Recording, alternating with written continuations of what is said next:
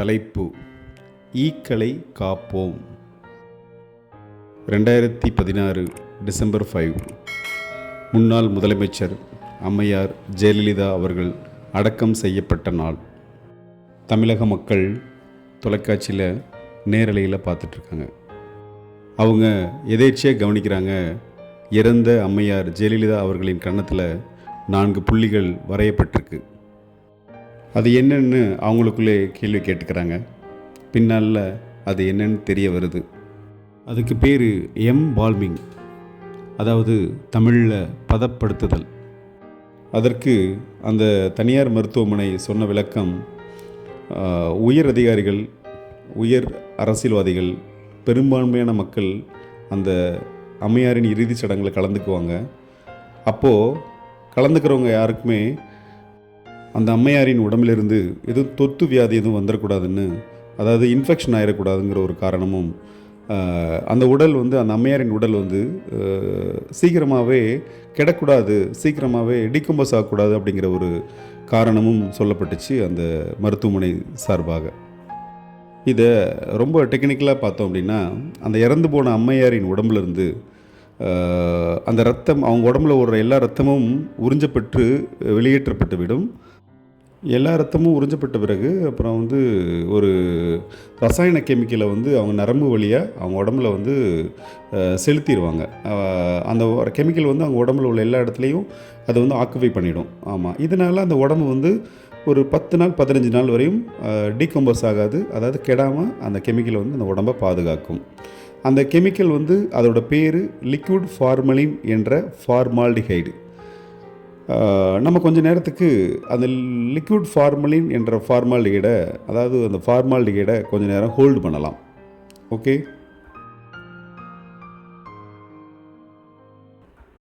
என் பேர் பாகுபலி. எனக்கு மனிதர்கள் வைத்த பெயர் ஈ. எனக்கு கொஞ்ச நாளாகவே ஒரு பிரச்சனை.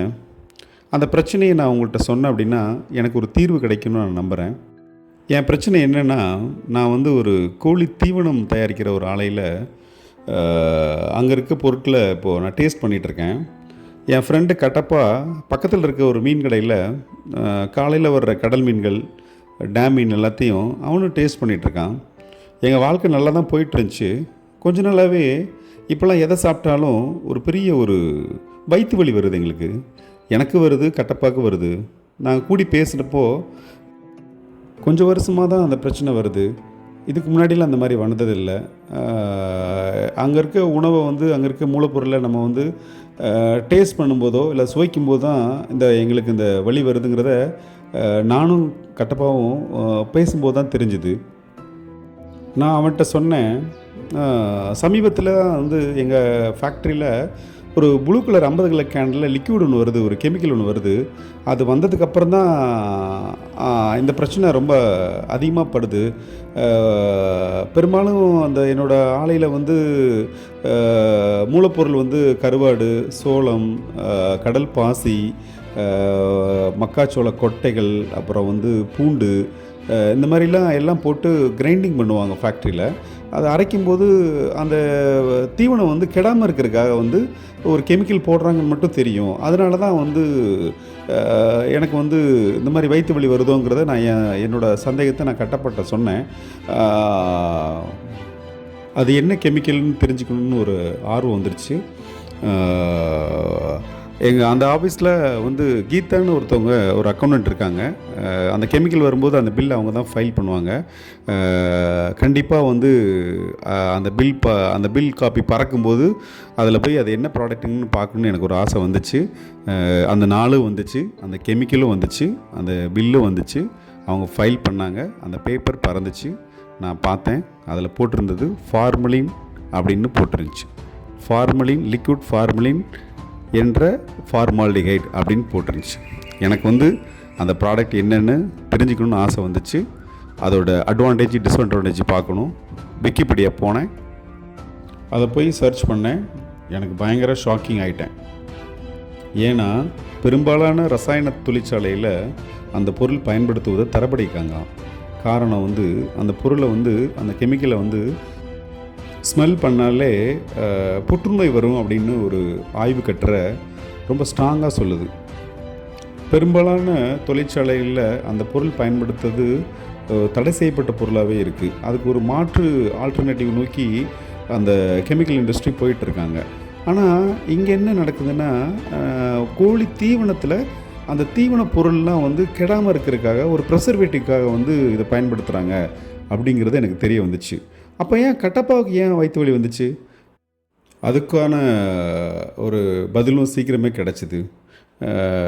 அதுக்கப்புறம் வந்து நாளிதழில் நாங்கள் கேள்விப்பட்டோம், இந்த மாதிரி மீன் விற்கிற மார்க்கெட்லேயும் அந்த மீன் வந்து கடல்லேருந்து மார்க்கெட் வரும்போது அந்த மீன் கெடாமல் இருக்கிறதுக்கும் அந்த கெமிக்கல் யூஸ் பண்ணுறாங்க.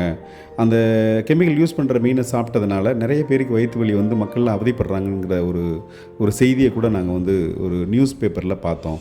ஆமாம், என்னடா அந்த மக்கள் எல்லாரும் ஓடுறாங்க, உழைக்கிறாங்க, கடைசியாக சாப்பிட்றாங்க, எல்லாமே சாப்பிட்றதுக்காக தானே எல்லோரும் ஓடுறாங்க. இவங்க சம்பாதிக்கிற பணம் எல்லாமே கரெக்டாக சரியான வழியில் சம்பாதிச்சிருக்காங்களா, சரியான வரியில் வரி கட்டியிருக்காங்களான்னு பார்க்குறக்கு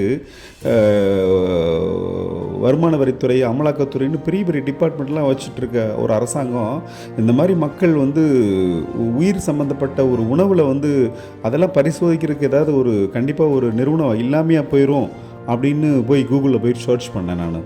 ஆமாம், சர்ச் பண்ணும்போது கிடைச்ச ஒரு வார்த்தை தான் FSSAI, food safety and standard authority of India. ரொம்ப பெருமையாக இருந்துச்சு. அட்ரஸ் கண்டுபிடிச்சோம், நேராக போனோம். அங்கே நாங்கள் பார்த்த காட்சி, அங்கே 2 இளைஞர்கள் வந்திருந்தாங்க.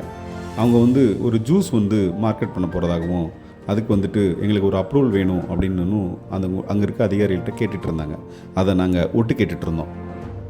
அந்த அதிகாரி அந்த இளைஞர்கள்ட்ட சொன்ன வார்த்தை என்ன அப்படின்னா, பக்கத்தில் ஒரு தனியார் ஆய்வகம் ஒன்று இருக்குது, ஒரு ப்ரைவேட் லேப் இருக்குது, அங்கே போயிட்டு இந்த ஜூஸில் ஏதாவது ஹசானஸ் கெமிக்கல்ஸ், நச்சு கெமிக்கல்ஸ் ஏதாவது இருக்கா இல்லை அப்படின்னு சொல்லிட்டு ஒரு சர்டிஃபிகேட் வாங்கிட்டு வாங்க அப்படின்னு அவங்ககிட்ட சொல்கிறாரு.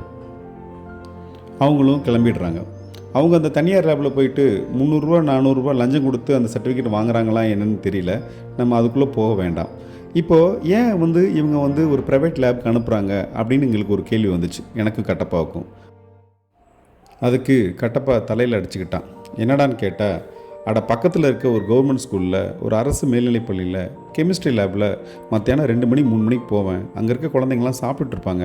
அந்த உணவை சுவைக்க போகும்போது அந்த லேபை பார்த்துருக்கேன். அதில் கூட 2 குடுவை, 2 பிப்பெட்டு, 2 பியூரெட் கூட இருக்கும், நான் பார்த்துருக்கேன். ஆனால் இப்படி ஒரு அரசு நிறுவனன்றாங்க, மக்கள் சாப்பிட்ற ஒரு உணவுப் பொருளுக்கு அங்கீகாரம் கொடுக்குற ஒரு நிறுவனத்தில் ஒரு லேப் இல்லைன்றாங்களே, இது என்னமோ ஒரு பெரிய ஒரு குறைபாடாக இருக்கே, ஒரு மாதிரி மனசு உறுத்துதே, நெறிலதாக இருக்கே அப்படின்னு அவன் ஆதங்கத்தை சொல்கிறான். அதுதான் உண்மை. இந்த FSSAI ஒரு பல்லு பிடுங்கின பாம்பு அப்படின்னு சொல்லக்கூடாது. அதை பாம்பை கேவலப்படுத்துகிற மாதிரி ஆகிடும். ஒரு பல்லு பிடுங்கின எலின்னு சொல்லலாம். ஏன்னா இப்படி ஒரு கன்சர்ன் வந்து எல்லா ஊர்லேயும் இருக்குது. எங்கே இருக்குன்னு கூட நம்ம இதில் ஒரு 80% பேருக்கு தெரியுமான்னு எனக்கு தெரியல. இது எப்படி தெரியுமா இருக்குது, உழவர் சந்தையில் 20 ரூபாய்க்கு விற்கிற தக்காளியை ஒரு ஆர்கானிக் ஸ்டோர்னு சொல்லிட்டு 60 ரூபாய்க்கு விற்பாங்க. அப்போ நம்ம போய் கேட்போம், இந்த மாதிரி வந்து இதுக்கு என்ன ப்ரூஃப்னு கேட்போம். அவங்கள்ட்ட ப்ரூஃப் இருக்காது. ஆமாம், ஆனால் ஒரே ப்ரூஃப் என்ன அப்படின்னா, உழவர் சந்தையில் விற்கிற தக்காளிகள் வந்து சாதாரண தரையில் விற்றுட்ருப்பாங்க. இந்த மாதிரி ஆர்கானிக் ஸ்டோரில் விற்கிற தக்காளிகள் வந்து செல்ஃபில் வச்சுருப்பாங்க, பெயிண்ட் அடிச்சிருப்பாங்க, ஏசி ஓடும், கம்ப்யூட்டரைஸ்டு பில் பண்ணுவாங்க, அவ்வளோதான். அந்த மாதிரி அந்த வெஜிடபிள் வந்துட்டு கெமிக்கல் ஃப்ரீ அப்படிங்கிறதுல அவங்ககிட்ட எந்த சர்டிஃபிகேட்டும் நம்ம கேட்க மாட்டோம். காரணம் வந்து அங்கேருந்து 20 ரூபாய்க்கு விற்கிறப்ப அந்த தக்காளி வந்து இங்கே 60 ரூபாய்க்கு விற்கிறாங்க, அவ்வளோதான். அவன் நம்மளை ஏமாற்ற மாட்டான் அப்படிங்கிற ஒரு நம்பிக்கை தான். அது மாதிரி தான் இந்த FSSAIங்கிறதும். சர்டிஃபிகேட் பண்ணிட்டா நம்ம கண்ணை மூடிட்டு சாப்பிட்டுக்கலாம். நீங்கள் என்ன உணவு வேணாலும் சாப்பிட்டுங்க, எப்படி வேணாலும் வாழ்ந்துக்குங்க, ஆனால் எனக்கு மட்டும் ஒரு சுகாதாரமான ஒரு உணவு கொடுங்க. ஆமாம், நீங்கள் எக்கேடு கெட்டு போகிறத பற்றி எனக்கு கவலை இல்லை. ஆனால் நான் இந்த பூமியில் வாழ்வதற்காக வந்திருக்கேன்னு தான் நான் அந்த மனுஷங்களை கேட்டுக்கிறேன். தேங்க்யூ. நாம் இந்த கதையில் முன்னாடி சொன்ன அந்த லிக்விட் ஃபார்மலின் அப்படின்ற அந்த ஃபார்மால்டிஹைடை இப்போ நம்ம எடுத்துக்கலாம். அதாவது ஒரு பிண வரையில் ஒரு மனுஷனோட உடம்பு கெடாமல் இருக்கிறதுக்காக பயன்படுத்துகிற அந்த கெமிக்கல் தான் நாம் உண்ணும் உணவு கெடாமல் இருக்கிறதுக்காக பயன்படுத்தி கொண்டிருக்கிறது இந்த உலகம். அதாவது இந்தியா. என்ன செய்ய போகிறோம்?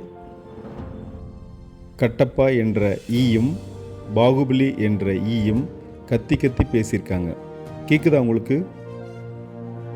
இந்த தனுமனின் மூச்சுக்காற்றை சுவாசிப்பவர்கள் 68% பேர் சப்ஸ்கிரைப் பண்ணாமலும் பெல் ஐக்கானை அடிக்காமலும் இருக்கிறார்கள் என யூடியூபிலிருந்து வரும் ஆய்வு அறிக்கை ஒன்று தெரிவிக்கிறது.